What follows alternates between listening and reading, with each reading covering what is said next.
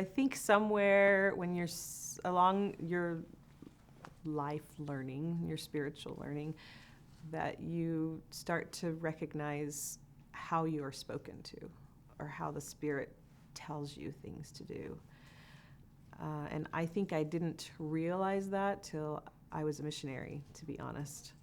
We grow up saying, feel the Spirit, and you'll have this burning, and you'll cry, and that didn't always happen. I mean, I never heard like words in my head, but I started to recognize that logical thoughts that made a lot of sense to me were promptings.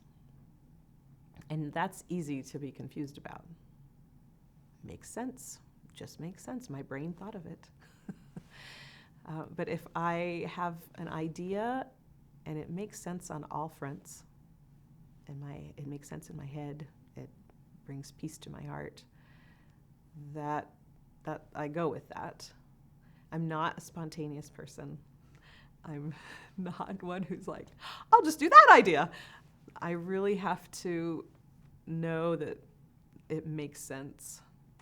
And so I found that is how the Spirit works for me, is that it will make a lot of sense. So any big decisions, I feel like I have to gather all the information and then weigh it out. It's hard to make a decision when you actually don't have all the information.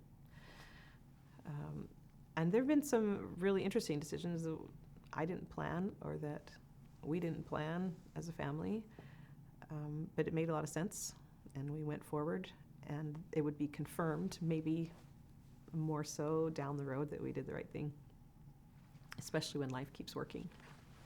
Then we know we probably made a good choice. I think it's trusting, learning how the Spirit prompts you, and then trusting that that's okay to move forward.